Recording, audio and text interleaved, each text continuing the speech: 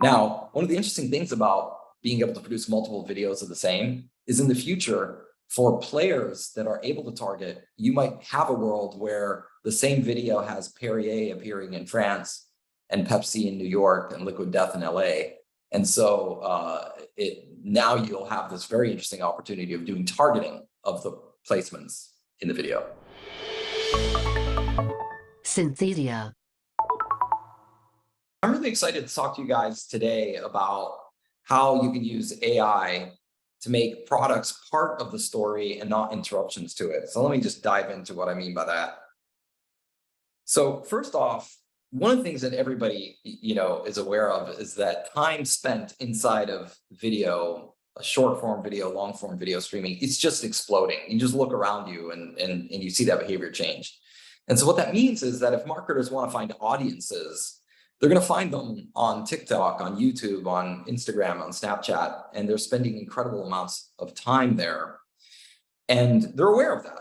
The issue that I see is that the way that we chase these audiences is that we put these annoying interruptive ads in front of them. We put pre-rolls, post-rolls, mid-rolls, and consumers just pretty much hate it.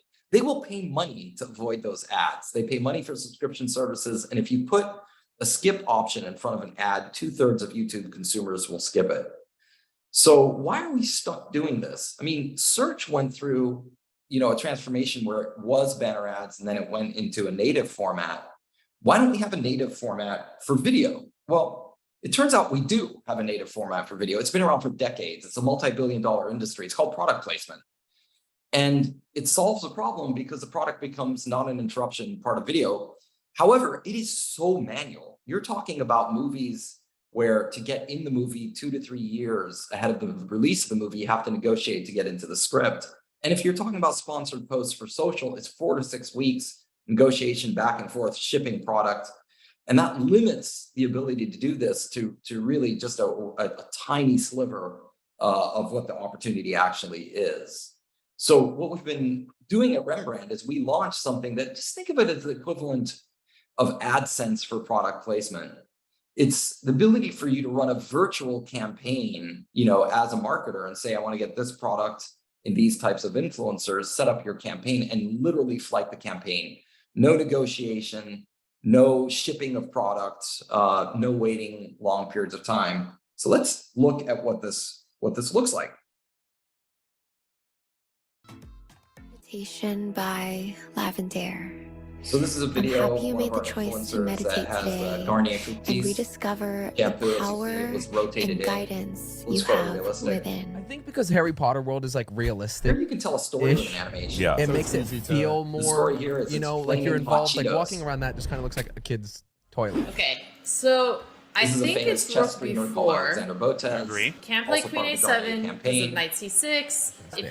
And then there's an ice cream joint like attached to it. But on the signage where you order food, it had the old Cherry Coke logo. Works.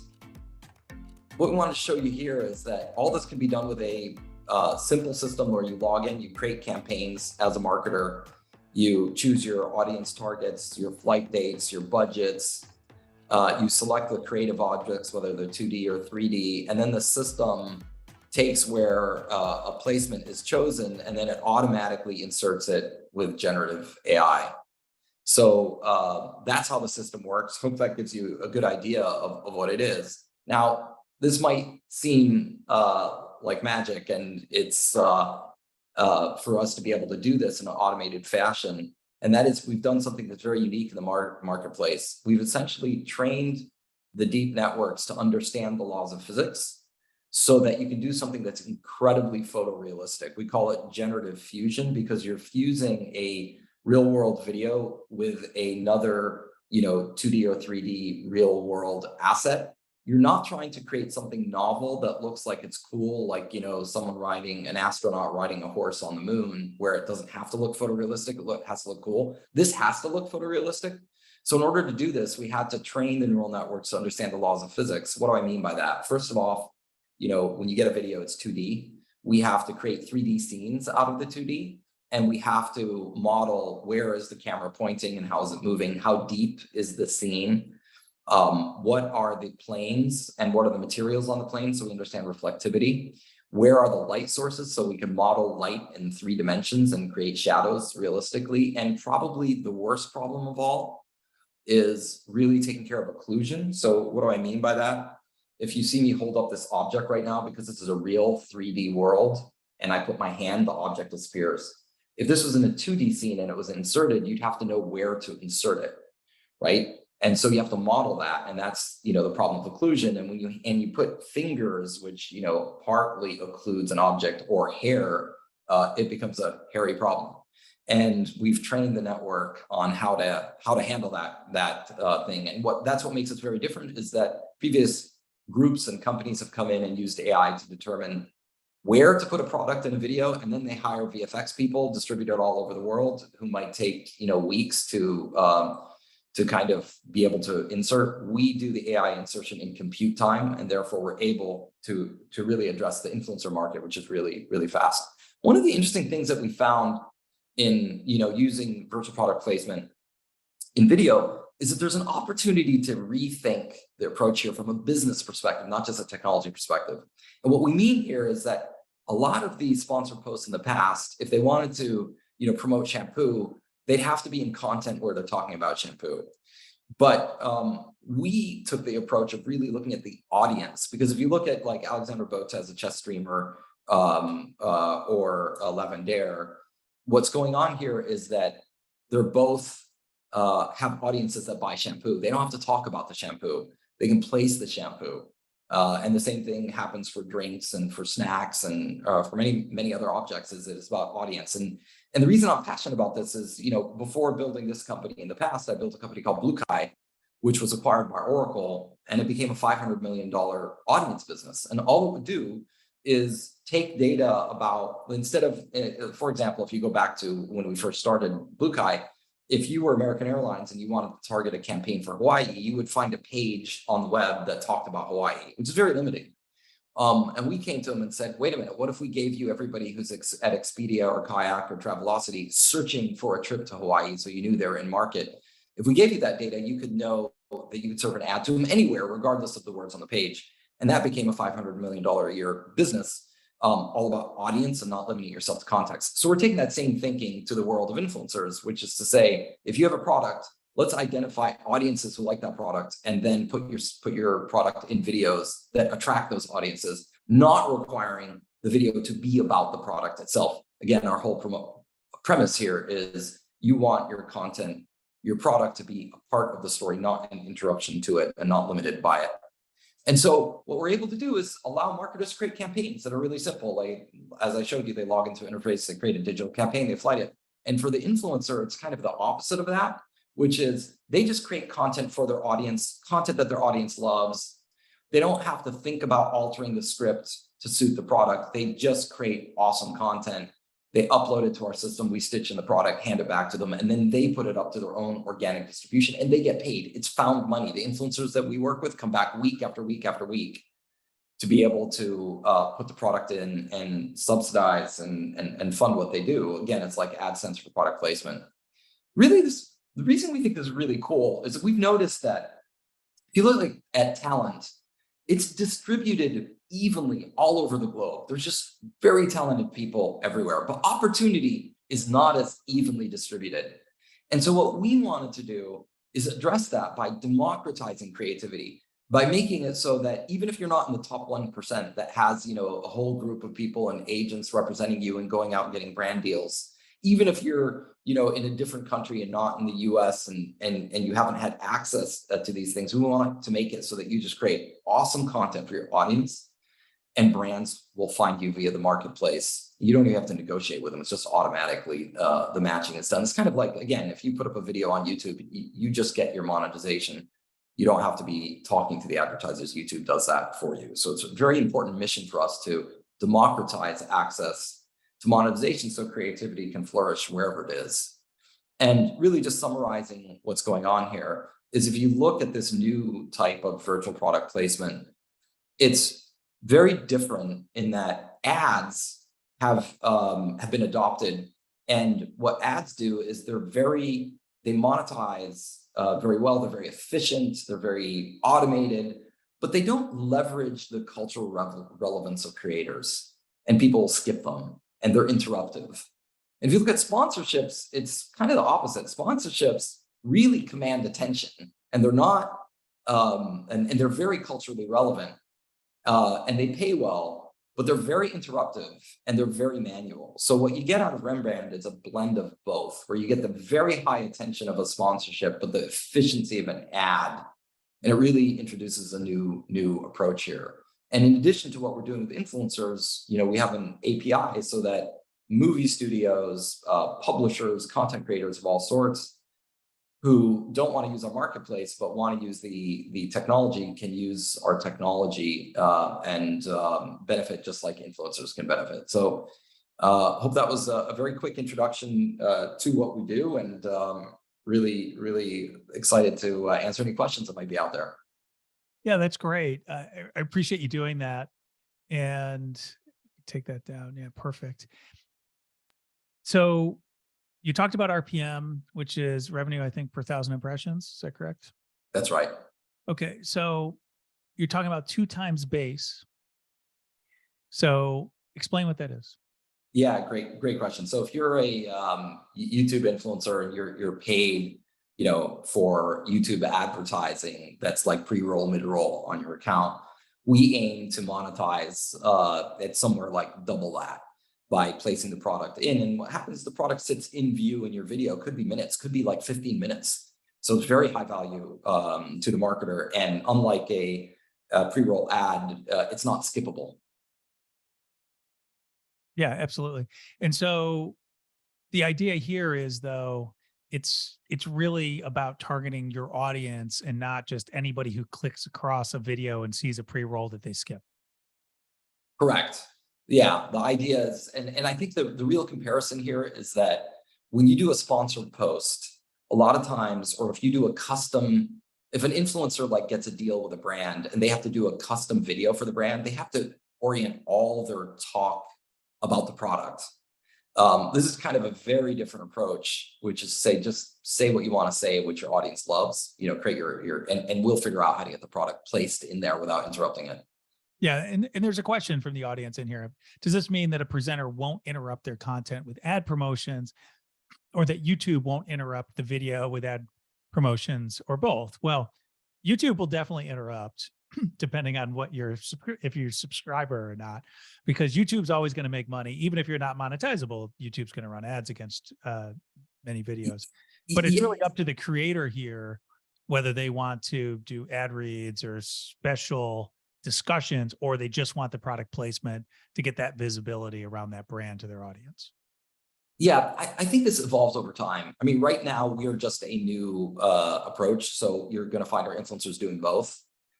As the marketplace gains steam and becomes larger and liquidity is larger, it'll fund more and more. And maybe some influencers make the choice of saying, hey, I don't need all of these different sources. I'll just choose my top 2.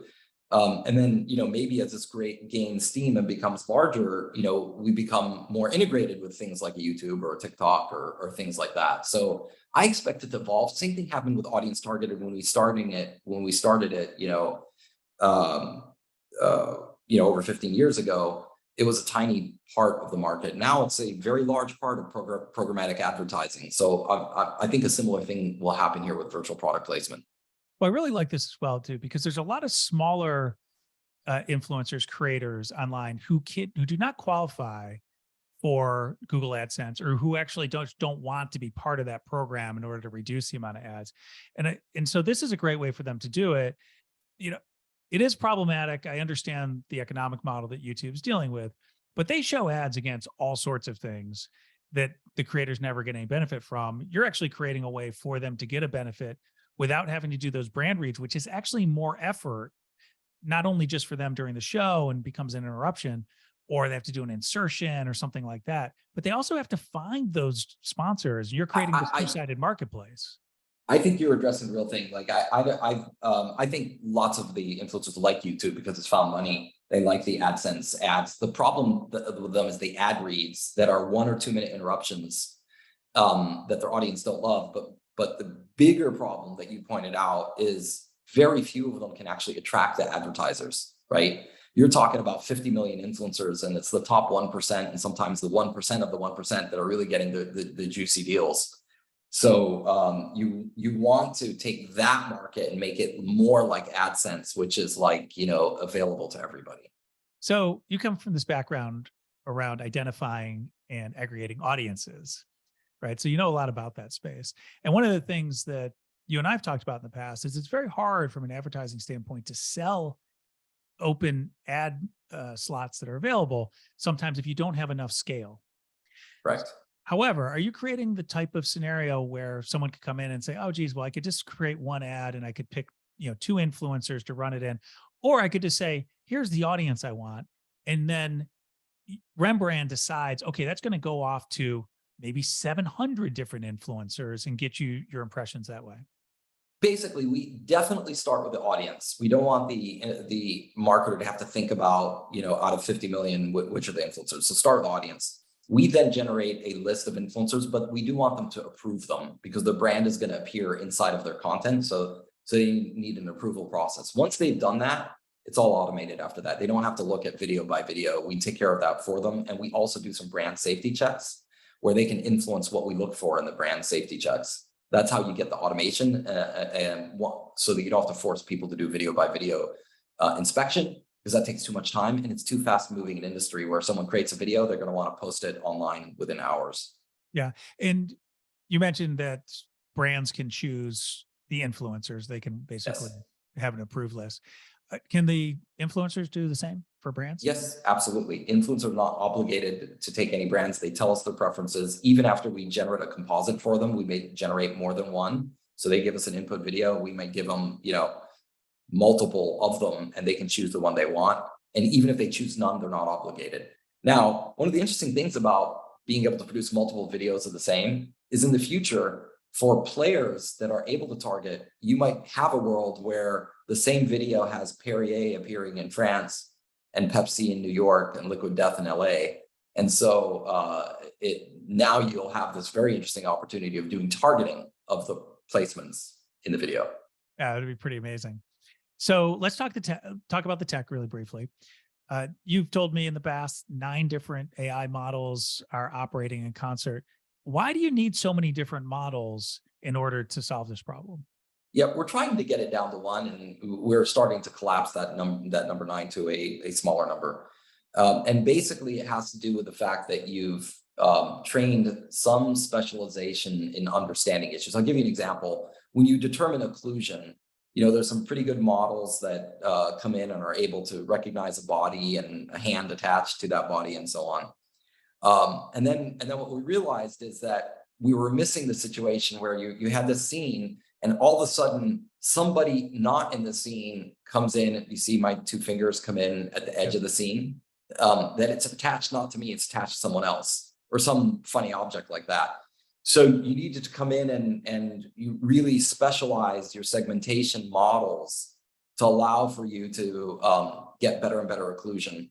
The models that we got that understand, stereo lighting in 3 dimensions are very advanced, and so we kind of integrated them in separately. So if you look at material reflectivity, requires a little bit of specialization and understanding things like that. If you look at a model that tries to figure out where to place the product, you need an understanding of logical scenes, so that as the camera's panning back and forth between different people in a talk show, it might look like 300 different scenes, but algorithmically you can figure out, no, actually, this is only 3 different scenes, and I'm gonna handle all that. So you kind of have to train for different problems within the domain. Yeah, that makes a lot of sense. Now, you showed not just the placement. I think a lot of people, okay, so you get photorealism, you've got models that choose a location like a wall or something opening on a table, which also has to understand the type of object you're trying to place, because Correct. you wouldn't put like a photograph, in a frame on a table, but you also wouldn't put a liquid death, a can of liquid death on a wall without something underneath it supporting it. Yep, I'm sorry. Actually, for that point, you're right. Sometimes we do something recursive, which is we don't see a place to put it. So we put a shelf that's virtual on the wall, and then we put the liquid death on the shelf. Well, and that was like the Alexandra Botez scenario. Yeah. There was an open wall, and then all of a sudden it flies in. It actually creates the shelves, and then it puts the it puts the shampoo bottles on top of there. And I think that's really interesting. And the flaming Cheetos, by the way, is pretty amazing. Thank you. Yeah, I think that we were pushed out by the marketer, by the way, because in product placement in the real world, you can't do this kind of stuff. And you wouldn't do it in a movie because the director would say, "Over my dead body." Exactly. But influencers think it's cool. So the marketers would say, "Hey, I know with your technique, you can't skip it's not skippable, and I might stay in view for 10 minutes. But how do I know that people are not just seeing the static thing and not really, grokking what it is or why it's important or having attention on it?" That's where we came up with animations that actually tell stories, like flaming hot Cheetos, or adding a stain to your shirt and removing it using a Tide pen. It really opens up this world of creativity for the brands to think, hey, we've got a new palette to play with here. Do you create that for them, or do they create it and give it to you? We prefer they create it and give it to us because they have agencies who love to do the things, and their agencies prefer to do that. In the short run, we do it for them because we're a startup and we're about removing every possible friction. Do you have like templates? Like, so let's say there's a lot of people who sell drinks in cans or bottles, so that you can just easily create that for them, where it places it on a table and maybe spins around. Yeah, we're trying to put that into the platform. So instead of talk about creation of the stuff, you just choose from templates. And if you want to do something custom, your agency would do it for you. And our platform would just take the asset that you have and stitch it in. That's awesome. Well, product placement is a great potential revenue source for a lot of folks here. I think I really like it. And this is the world of non-interruptive advertising. It's really what we all always wanted. We put up with the interruptive advertising to have some services for free or near free, but I like the fact that you're doing this. You're providing an alternative model for folks. Awesome. Do you mind if I answer one of the questions in the chat? Yeah, go for it. Yeah. So on disclosure, yes, there's absolutely needs for disclosure, and all our videos add a visual disclosure where it says, this is brought to you by Garnier. And that's how we meet the FTC requirements without forcing the influencer to have to re-record something where they say something. So instead of doing that, we do a visual disclosure. It actually produces an opportunity for the brand that the brand likes, because they can put in a promotion code or do a call to action. So that's how we handle the enhanced requirement around disclosure. Yeah, that's great. So no warning required. This is the way the media world works. I love this. Everyone go check out Rembrand. Very cool videos. I think we're going to be seeing a lot more of this. Awesome. Thank you so much. Synthedia, the business and technology of generative AI. Generative AI, synthetic media, large language models, image generators, virtual humans, voice clones, deepfakes, ChatGPT, and more.